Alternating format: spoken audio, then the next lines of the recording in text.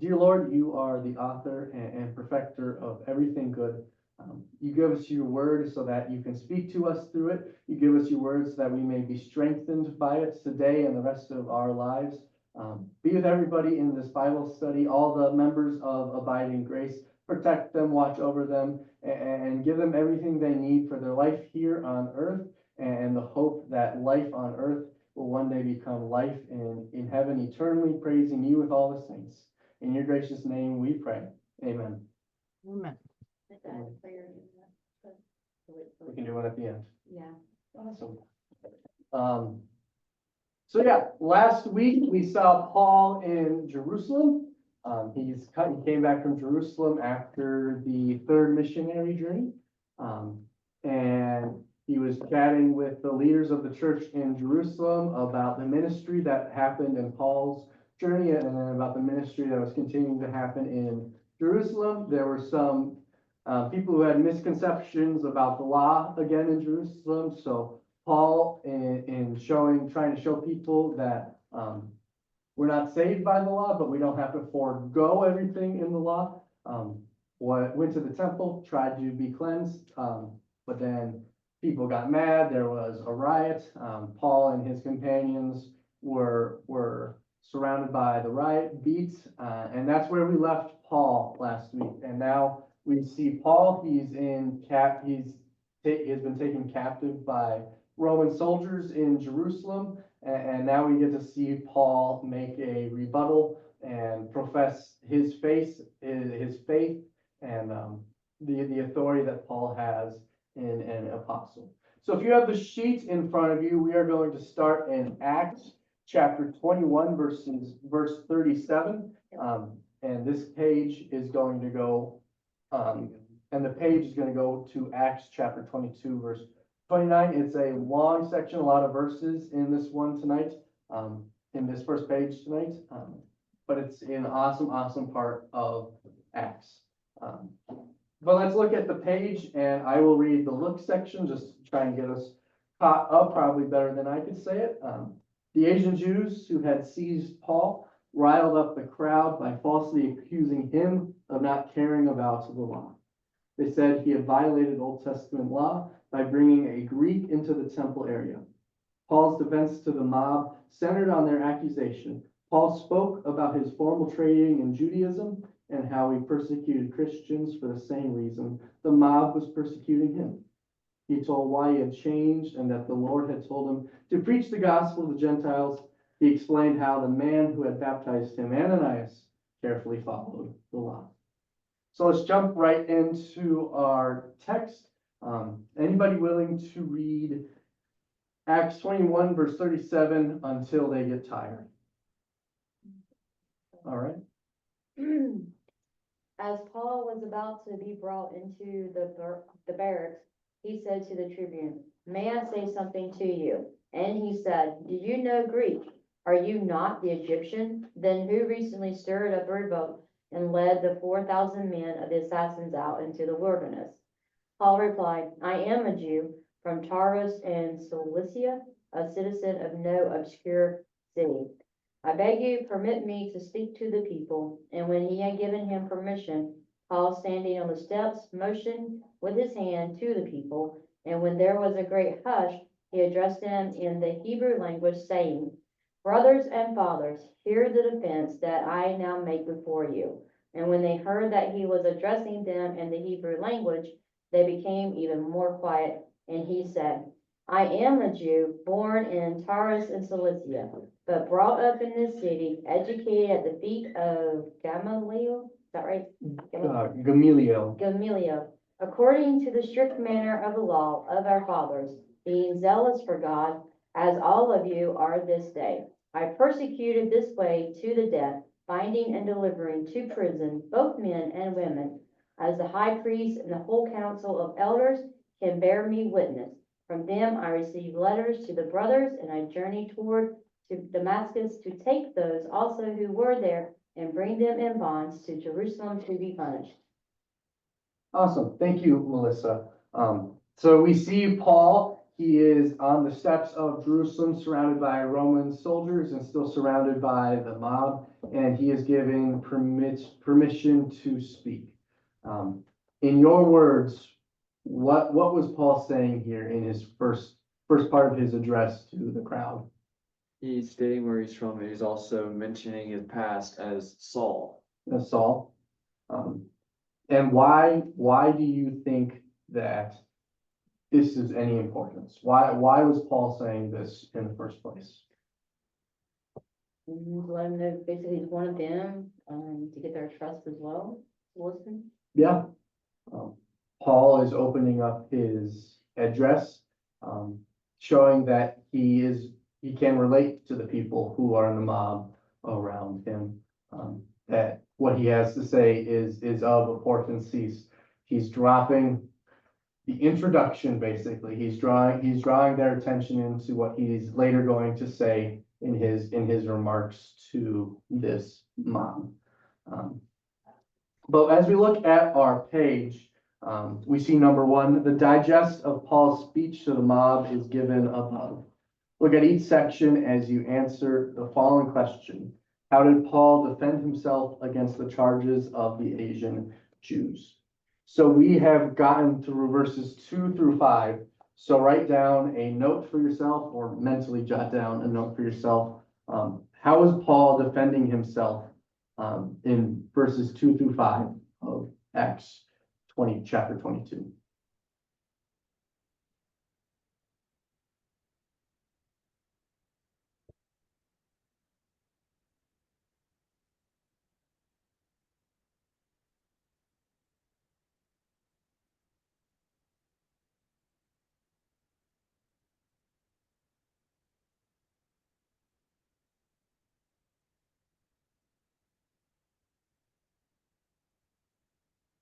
Anybody willing to quickly share what they wrote down? I put he let them know that he is a Jew and he spoke in the Hebrew language. No. He made himself seem as one of them. Not even seem. He showed them that he was one of them. Any questions so far on the first couple verses of the end of 21 and the beginning of 22? Okay. There's one thing that I wanted to bring up. I wanted to focus our attention on verses 37 of chapter 21. It says, and I'm using a different translation. So if my translation seems different than yours, I'm using the Home Christian Study Bible, just another translation. But for me, in my Bible, it says, as he was about to be brought into the barracks, Paul said to the commander, am I allowed to say something? He, who is the commander, replied, do you know Greek? Aren't you the Egyptian who raised a rebellion some time ago and led 4,000 assassins into the wilderness? What's happening here? Mistaken identity. Mistaken identity. I don't know who he's talking about.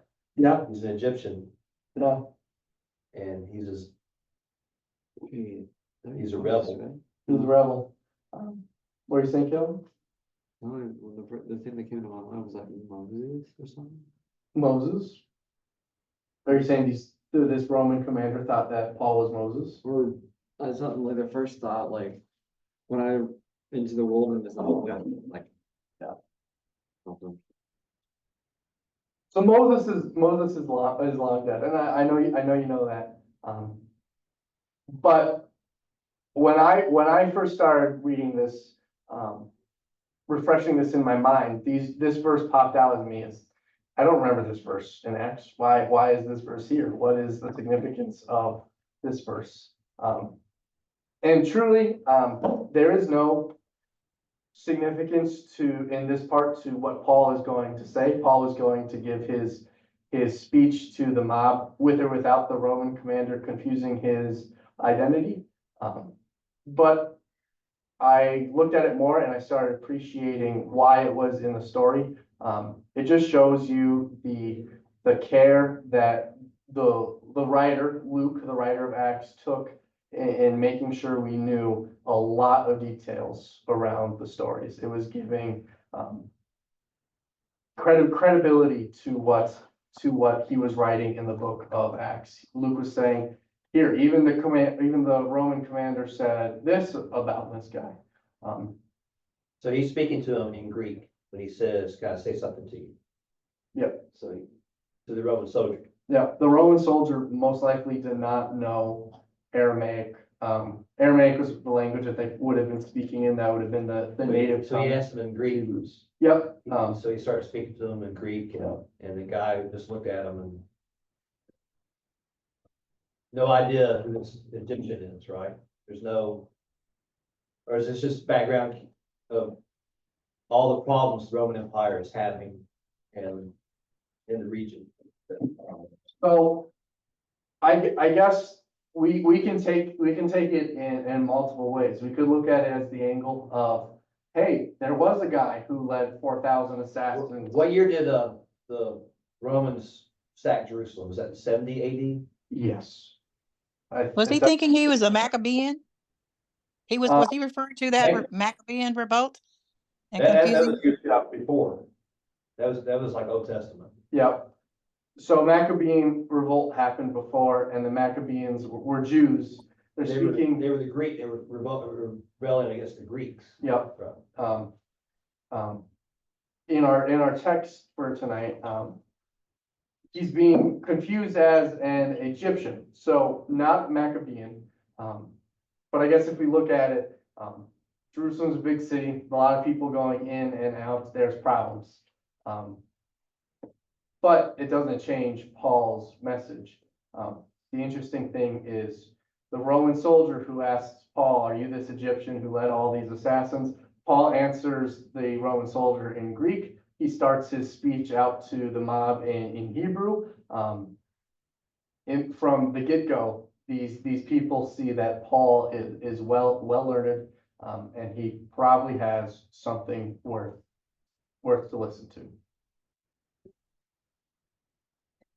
Any questions on the Egyptian who led 4,000 assassins? Does Paul look Egyptian? That's what I'm thinking now. I don't know. Maybe. I mean, it's just, Yeah, I mean, we don't know, obviously, we don't know what Paul looked like, so I don't know. Was there a difference between okay.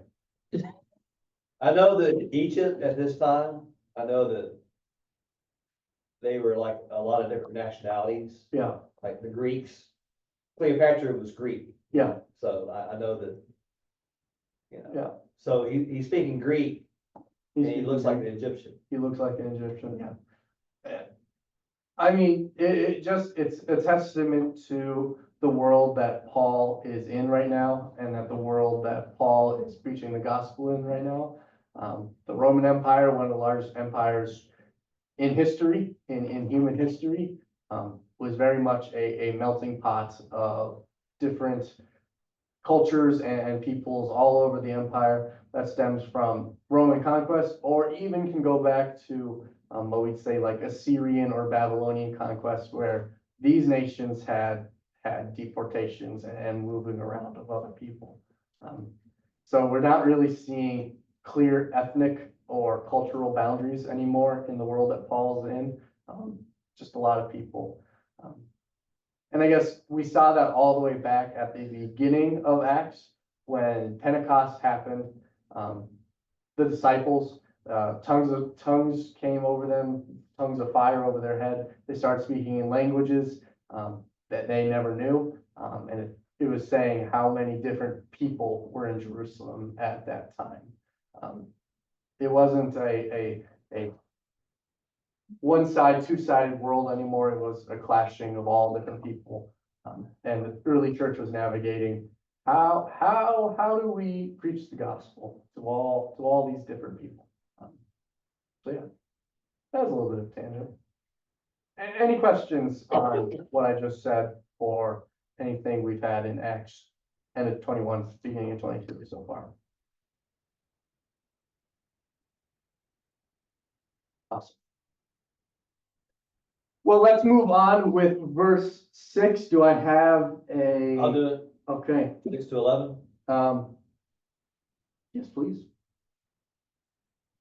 About noon, as I came near Damascus, suddenly a bright light from heaven flashed around me, fell to the ground, and heard a voice say to me, Saul, Saul, why do you persecute me? Who are you, Lord? I asked. I am Jesus of Nazareth, whom you are persecuting, he replied.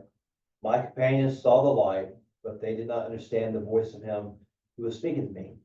What shall I do, Lord? I asked. Get up, the Lord said, and go into Damascus. There you will be told that all that you have been assigned to do. My companions led me by the hand into Damascus, because the brilliance of the light had blinded me. Thank you. So what is the importance of Paul starting to tell his conversion story to the people who were starting to write because of what he was doing? He's confessing Christ as Lord.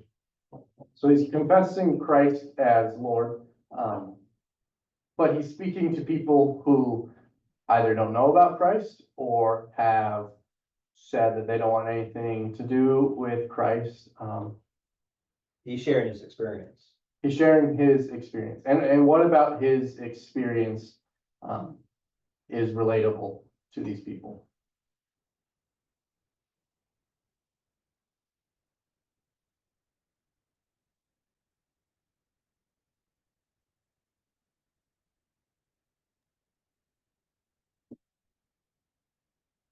They have the same, they were misinformed just as much as Paul was. So he's trying to tell them what brought him to his point of conversion, hoping that it will let them know why he changed. It wasn't because of his own will, it was because of divine intervention.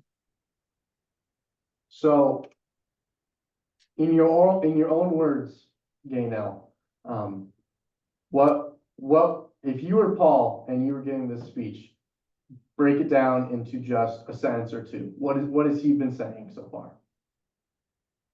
I was just like you, and now I'm different. I was just like you, and now I'm different. When Paul is basically saying to these people, I was just like you, he's getting these people to start looking at themselves and what they're doing. This man who's speaking in front of me, this man that I was trying to beat, he knows the mindset that I'm in. And yet something's different about him. Something changed about them. And like David was saying, now Paul is going to get the opportunity to tell these people what changed him and confess Christ as Lord. Any questions on these verses so far? 3, 12 through 16. Well, first, there's the second bullet point on the page. How is Paul defending himself in verses 6 through 11? Take a moment to write down your main point.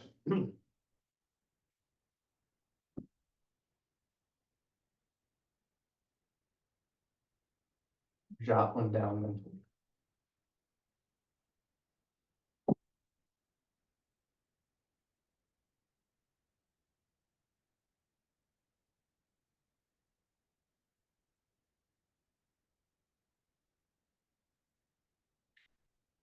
All right, let's move on. Gil, you said you would offer to read from 12 until until you get tired. Okay. A man named Ananias, right? Ananias. Ananias came to see me. He was a devout observer of the law and highly respected by all the Jews living there. He stood beside me and said, Brother Saul, receive your sight. And at that very moment, I was able to see him. Then he said, the God of our ancestors have chosen you to know his will and to see the righteous one and to hear words from his mouth. You will be his witness to all people of what you have seen and heard. And now what you are waiting for, get up, be baptized to wash your sins away, calling on his name. When I returned to Jerusalem and was praying at the temple, I fell into a trance and saw the Lord speaking to me. Quick, he said, leave Jerusalem immediately, because the people here will not accept your testimony about me. Keep going or no? Could you go to the end of 21, please? Yeah. Lord, I replied, these people know that I went from one synagogue to another to imprison and beat those who believe in you. And when the blood of your martyr Stephen was shed, I stood there giving my approval and guarding the clothes of those who were killing him. Then the Lord said to me, go, I will send you far away to the Gentiles. Thank you. So Paul now is finishing up his conversion story. He is telling the people the reason for why he is different. As David was saying, he was able to confess Jesus and what he did for them. So in verses 12 through 16, how was Paul defending himself in his speech?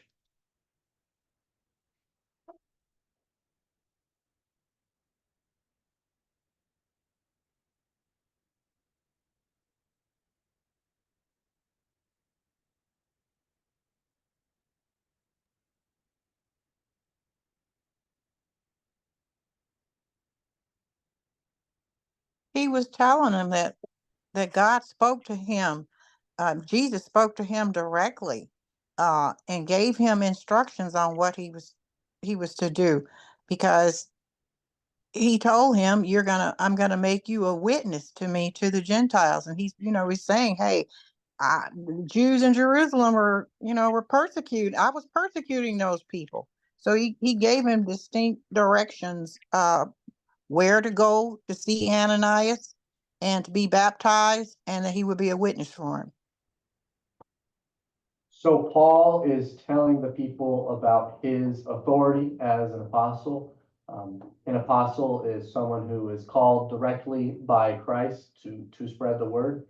So Paul is defending himself by telling people that I have been given authority to speak on these things.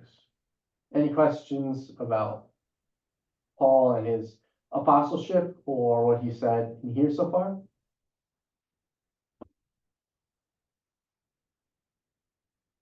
Okay, I would like to point our eyes to verse 12. In my Bible, it says, someone named Ananias, a devout man according to the law, having a good reputation with Jews residing there. What is the significance of Paul putting in this note that Ananias was a devout Jew? He's saying that, but Ananias was a Christian. Ananias is a Christian, and yet he was devout to the law. What was Paul trying to show these people? The Ananias was just like all of them. Yeah. Ananias was just like all of them, and he was just like all of them because he wanted to keep the law. But Ananias being a Christian, what did he know about the law?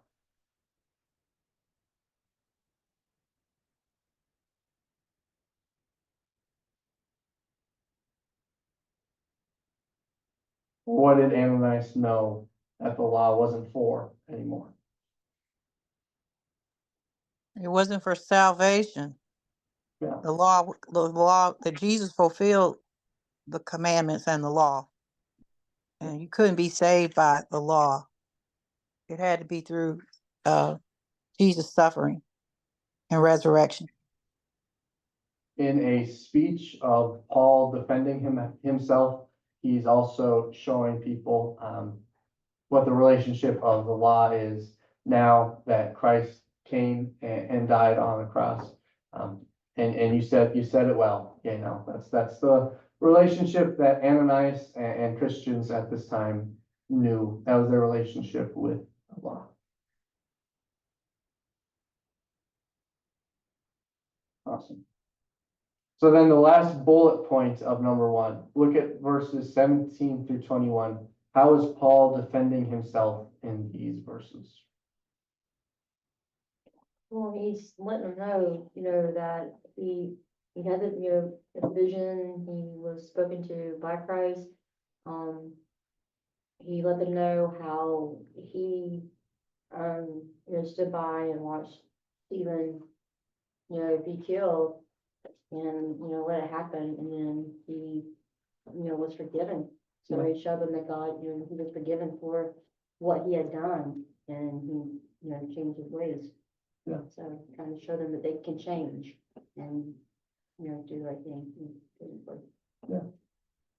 So Paul, I was thinking, Paul's kind of putting the nice little bow on his speech now. He's finishing it up, putting the cherry on top. He's first showed them what he used to be. He used to be a persecutor, a killer, a hater of Christians.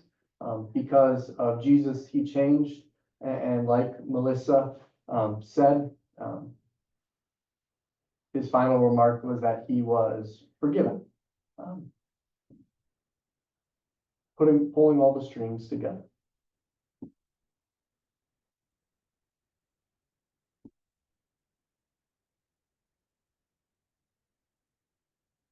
Any questions on Paul's remarks? Paul's speech? So that last part is, 17 through 21, it looks like he gets a more definite. So his mission is to actually go to the Gentiles and teach and preach the gospel to the Gentiles. Yep. So that's actually his mission. Yeah, that was his call from God. So yeah, he was, okay. Awesome. Let's move on, starting at verse 22.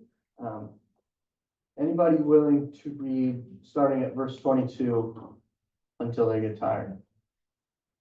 Anyone online is also welcome to read too. If not, I'll read. Excuse my Bible again. Verse 22. They listened to him up to this word. Then they raised their voices shouting, "Wipe this person off the earth. It's a disgrace for him to live."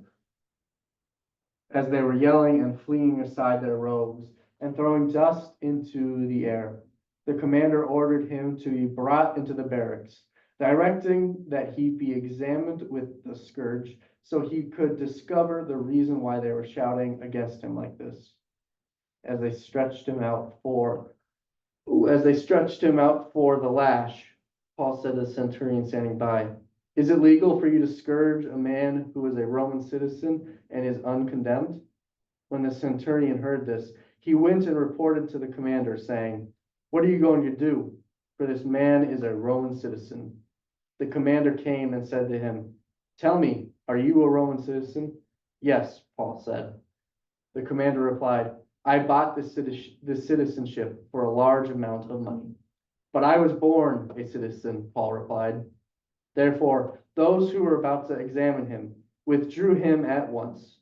The commander too was alarmed when he had realized Paul was a Roman citizen and he had him bound. So how did Paul's speech in the first few verses of 22, how did it come across with the people? How'd they take it? They still wanted to kill him, basically. Yeah. Paul had, Didn't really do anything. yeah. Paul had an awesome speech proclaiming how he was changed from what he once was, that he was forgiven, and yet the people didn't want to listen. They said, "Wipe this man off the face of the earth. He is a disgrace." Sad. but we've seen it before in the Bible. Jesus, on the night before he was crucified, everyone knew that he was an innocent man, and yet they didn't care. They yelled, crucify, crucify. Is Acts 22 a picture of the night before Jesus crucified? No, but for me personally, it brought up that picture in my mind again. That people are just sometimes not going to listen to the message we have to say. So they got angry when, so back in verse 21, it says, he said the Lord told him that he was gonna go away and send him to the Gentiles. And 22, that's when the crowd turned on him. So was that, so they were listening up to that point, They were listening. and so that just,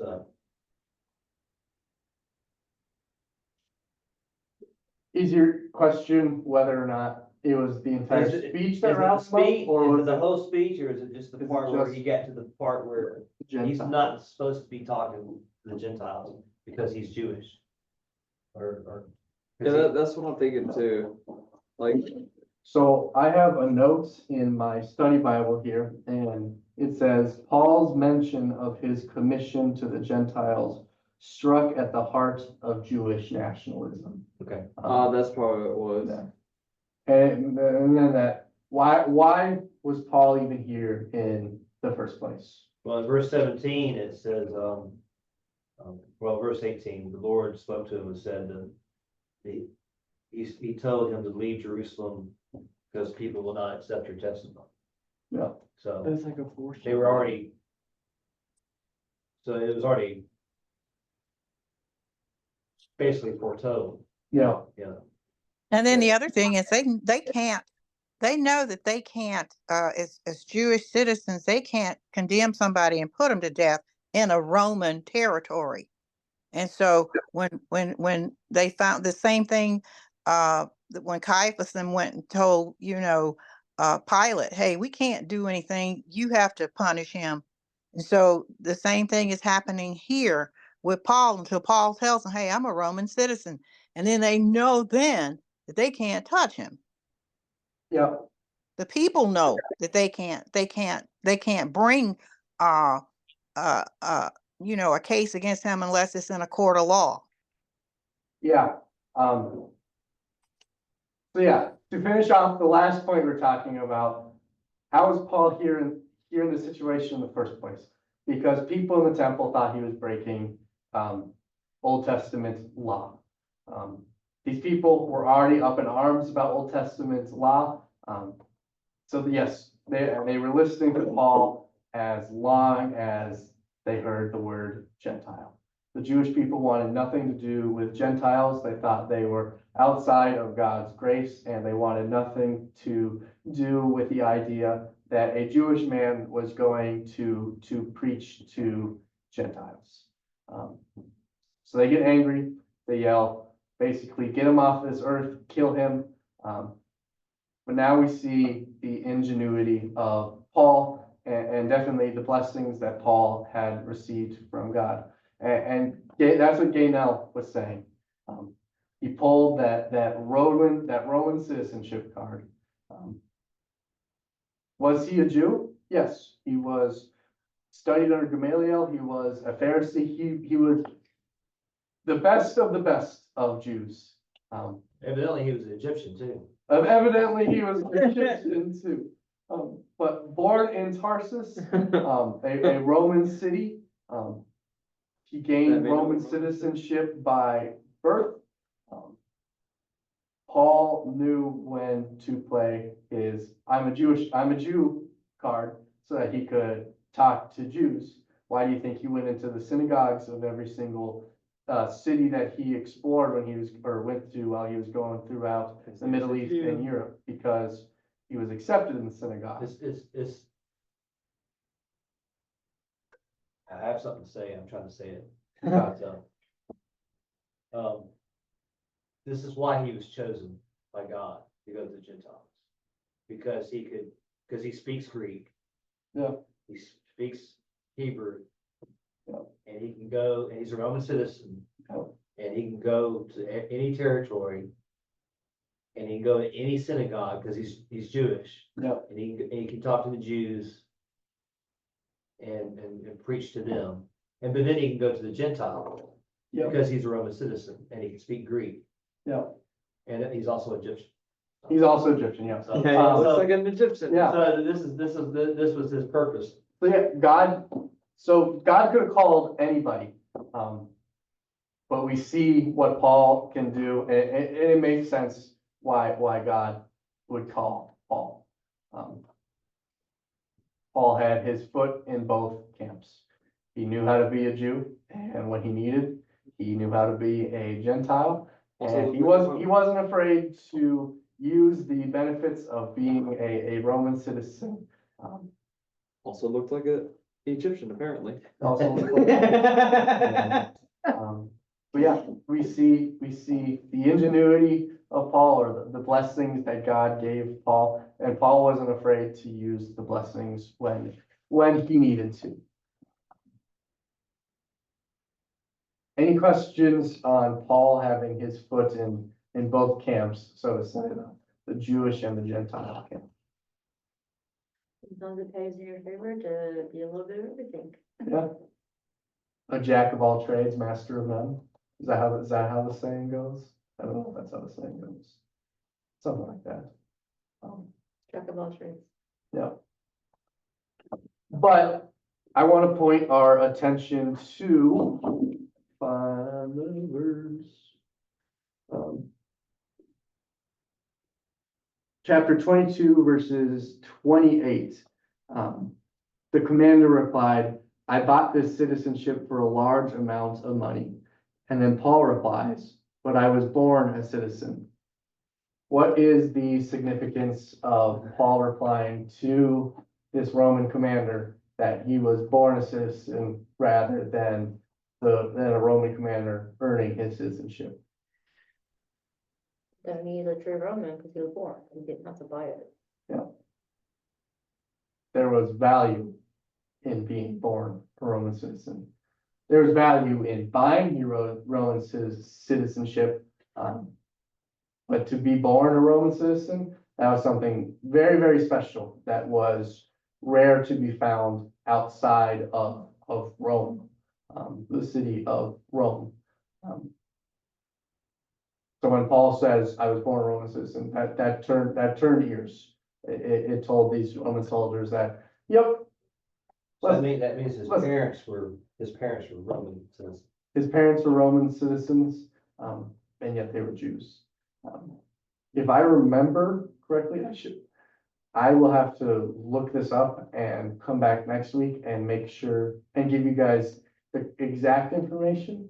But if I remember correctly, Tarsus, where Paul was born, was basically a Roman colony.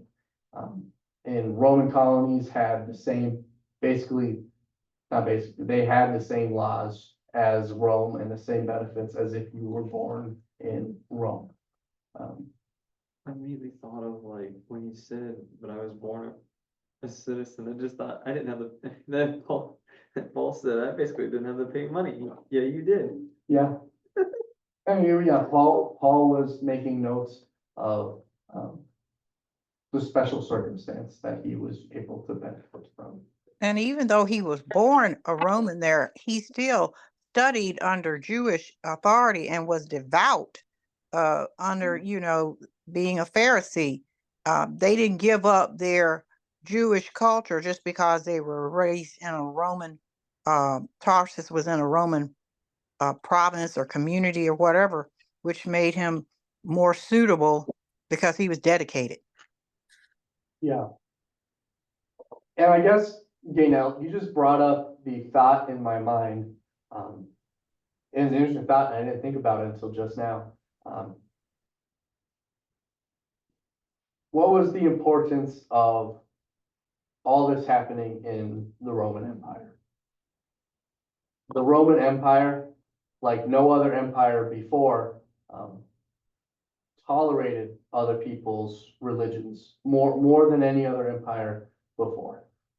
We think of Daniel or Shadrach, Meshach, and Abednego. They're told to bow down to the king. All these different people in the past are told to change religions, but nobody's telling that to Paul while he's a Roman citizen. So God orchestrated the perfect time in history for Christians to be going out into the world and preaching to all these Gentiles, because it was a nation, an empire that was tolerant of it.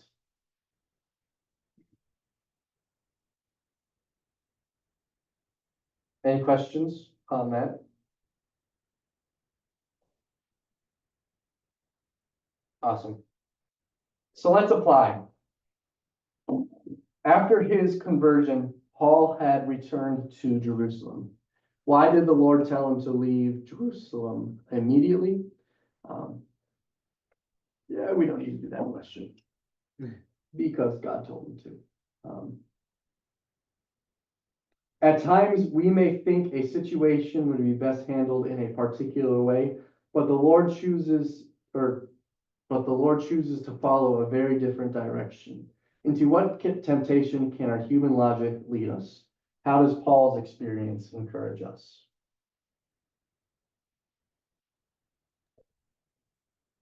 Well, a lot of times we think we know better and we're going to do what we want to do, even though it's been put on our heart or God has kind of led us that we should go a different direction. Yeah. Sometimes we think we know better than God.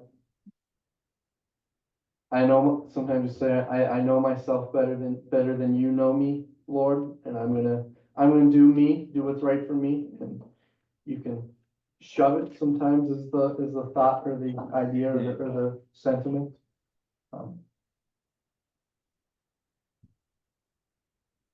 Yeah. So how does Paul's experience encourage us? Follow the Lord. Yeah. It encourages us to pray. It encourages us to lean not on our own understanding, but to seek his word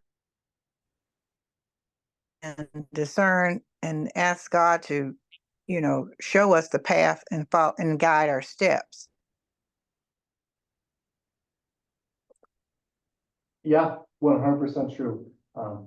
This last Sunday, I had the privilege to do a Bible study on the book of Habakkuk, and the prophet Habakkuk says basically, ask God, why, Lord, why is all this happening? And basically God's answer is, you need not concern yourself with the now, because I have the future. God was holding the future in his hands and knew what was going to happen for the Israelites. And it's the same thing here. Paul was concerned about the now, but God had a plan for Paul's future, and God was going to use Paul to do awesome things.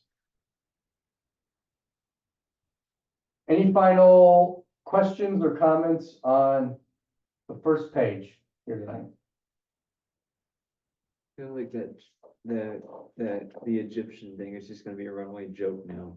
Yeah, Every time we keep talking about Paul, oh, you mean the guy that looked like an Egyptian apparently? no.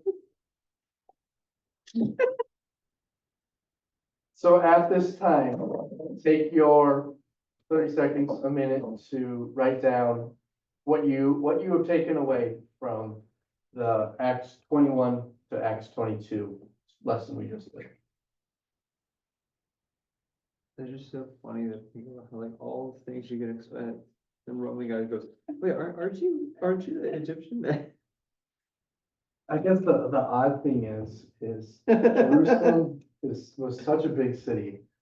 Why would this Roman guy just, aren't you that Egyptian guy? And there's so many people coming through. Why didn't he just say that? It's not even a port city. Yeah. That's the weird thing. That's the first thing that pops in your head when you see someone. I would never say that. Aren't you the one that did all this horrible? It is such a weird. All right. So let's get three to say, what was the takeaway from the lesson? The Lord guides us every day. The Lord guides us every day, says Caleb. Robin, play or pass? Pass. Gaynell, play or pass? Play. When God, when you see the light and his brightness is blinding, and when you see it, you have no question to question his authority. And that's what happened.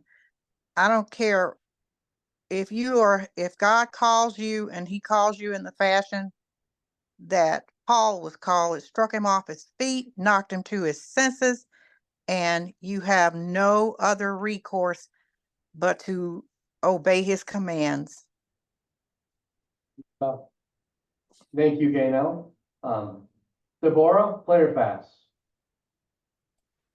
Don't rely on my own understanding. I need to continue to study his word so that I'll be guided by his word and not my own thoughts. Thank you very much.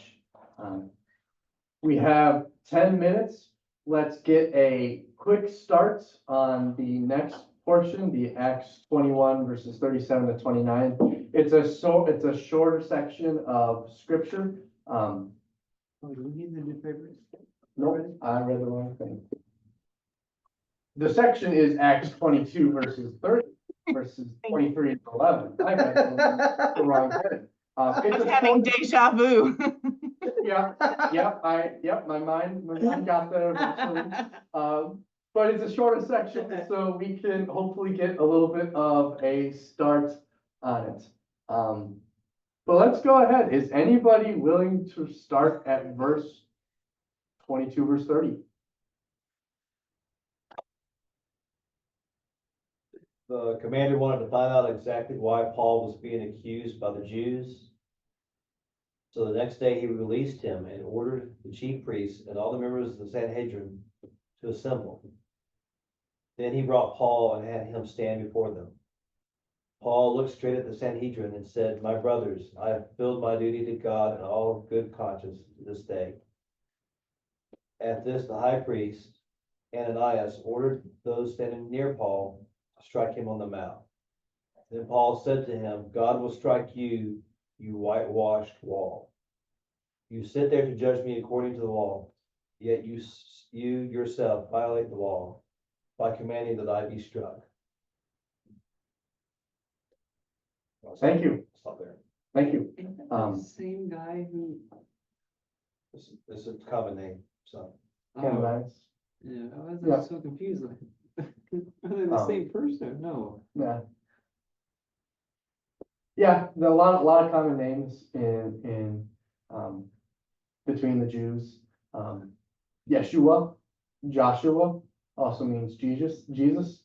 Think of how many people are named Josh today. Think of how many people are probably named Yeshua back at this time. A lot of people, lot of names. Yeah. But now Paul has given his remarks. The crowd answered Paul after his remarks. He tells soldiers that he's a Roman citizen. Now we can kind of take a look at the Roman soldiers' faces, and they're probably saying to each other, what do we do with this guy now? What do we do with Paul now? The Roman soldiers, they know Roman law. Paul isn't breaking Roman law. So why are they taking Paul to the Sanhedrin? Because they can't, because the Jews cannot execute anyone on their own. They want to kill them. So they're hoping the Romans would find just cause to execute him as a criminal. Yeah. So if they say that, if the Jews say that he's punishable by death and that he's stirring up a rebellion, is what they were saying, Yeah, then the Romans would have to punish Paul the most severe way. Yeah, So they're trying to get him killed, yeah. so. So the Romans know something's up here. Paul hasn't broken any Roman law, but they don't know if he's broken any Jewish law. So Paul, who is currently in Roman captivity, the soldiers are in charge of him and his well-being right now. They decided to bring him to the Sanhedrin, to see if there is a law that he's broken and if the Jews are going to want to prosecute.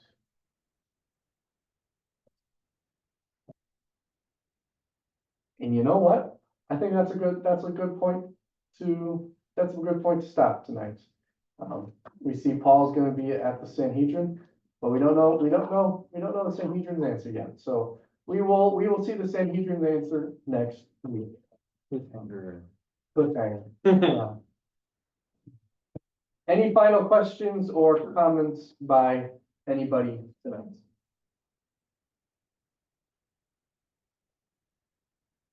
Awesome. Let me grab a pen real quick. Melissa, what was it you wanted to pray for? A former, coworker, lady, kind of, I worked with where Caleb was born and, at Ingalls, and she eventually moved to Madison and became friends with my mom and family and stuff. I think she was probably in her early 70s, I think. She passed away last night. And I haven't seen her since the last time I probably got medication, I think it was medicine, so. I knew she had gotten sick, gotten cancer again, breast cancer had come back. And it was going down hill, and I had her on Facebook. And I hadn't chatted with her in a while. I didn't know how bad she had gotten into it, I saw on Facebook, she was in the hospital, and she passed. Okay. Well, let's close with prayer and, Melissa gave us can I add one more person? Yes, ma'am. Okay, it's the Scott family, my neighbors, their son was hit by a car in September, and he's had 2 brain surgeries, and they've given up hope on him and sending him to hospice. He's 24 years old. I just wanted to pray for their family to be, for God to touch them at this time of need. Thank you. Any final prayer requests? Okay, let's bow our heads and fold our hands. Dear Lord, thank you for the opportunity that you have given us tonight to spend time in your word. May it strengthen us and give us the hope of a future. Lord, be with Melissa's former coworker's family. Thank you for the time that you have given her on this earth. Be with her family as the passing of this coworker has happened. Give them peace and comfort, knowledge that you are their savior and that you're doing everything for their benefits, and that they can cast all their anxiety on you, because we know that you care for them. Lord, tragedy has happened to Gaynell's neighbors. Their son was hit by a car. He's gone through surgery after surgery, and it is definitely a tough and discerning time for the family. But again, we ask that you give them peace and comfort and the knowledge that you again are doing everything for their benefits, that you love them, and that their hope is not in the life on this earth, but in the life that is to come. In your gracious name, Lord, we boldly ask these things. Amen. Awesome. Well, thank you, everybody. Good night, everybody. You all have a Go good get rest. sleep. Good night. Bye-bye.